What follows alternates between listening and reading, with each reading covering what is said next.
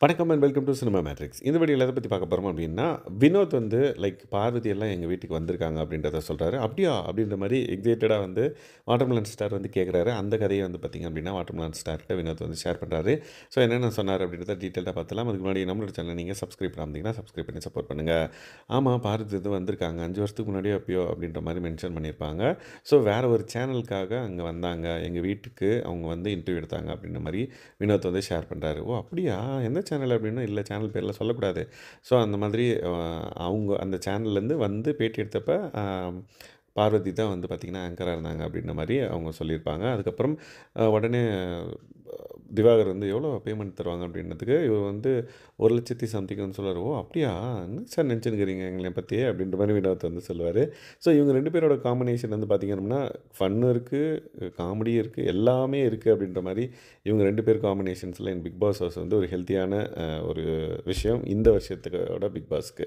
So அந்த மாதிரி நிறைய விஷயங்கள் ஷேர் பண்றாரு. ஸோ ஒரு பாட்டுக்கே சம் அமௌண்ட் வாங்குவோம். ஸோ நான் நிறைய பாட்டு அந்த பர்ட்டிகுலர் சேனலுக்கு பண்ணி கொடுத்துருக்கேன். 5 பாட்டோ, 6 பாட்டோ அப்படின்ற மாரி சொல்றாரு. "ஓ! அப்படியா? சூப்பர் சார்" அப்படின்னா, "சரி வந்தாங்கல்ல, என்ன சாப்பாடு போட்டீங்க?" அப்படின்ற மாரி திவாகர் அவரோட டிபார்ட்மெண்ட்டுக்கு வந்துட்டாரு. சாப்பாடு என்னன்னு சொல்லிட்டு. அதுக்கு அவர் சொல்றாரு, "ஆமா, மட்டன் பிரியாணி, சிக்கன் 65 அதெல்லாம் செஞ்சோம்.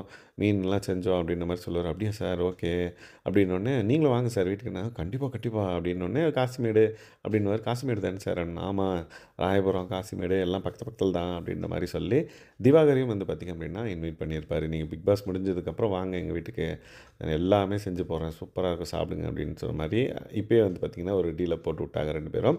அதுக்கப்புறம் பார்த்தீங்கன்னா, அவர் லைட்டா கண் அசைச்ச உடனே அவருக்கு ஹெட் மசாஜ் மாரி வினோத் பண்ணி விட்டாரு. ஸோ நெறைய விஷயங்கள் டச்சிங்காவும் இருக்கு, ஃபன்னாவும் இருக்கு. கோபமும் கோபமும் வருது. ஒரு டைம் 2 பேரும் புரியாத மாரி சண்டை போட்டுருப்பாங்க.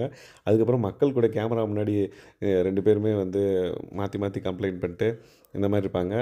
நைட் வந்துட்டா பார்த்தீங்க அப்படின்னா, சாந்தமாயிடுவாங்க அப்படின்ற மாரி, இந்த மாதிரி எதையாவது விஷயங்கள் பார்க்கும்போது, எஸ், அந்த டே பார்த்தீங்க அப்படின்னா கம்ப்ளீட்டா இருக்கு. இவங்கள வச்சு கம்பேர் பண்ணும்போது. ஸோ மத்த பிக் பாஸ் ஷோ வச்சு கம்பேர் பண்ணும்போது, இவங்க 2 பேர் காம்பினேஷன் சூப்பரா ஒர்க் அவுட் ஆகிருக்கு இந்த தடவ அப்படின்னு சொல்லலாம். ஸோ இந்த மாதிரியான பிக் பாஸ் அப்டேட்ஸ்க்கு நம்மளோட சேனலை நீங்கள் சப்ஸ்கிரைப் பண்ணாம இருந்தீங்கன்னா, சப்ஸ்கிரைப் பண்ணி சப்போர்ட் பண்ணுங்கள். Thanks guys. பாய்.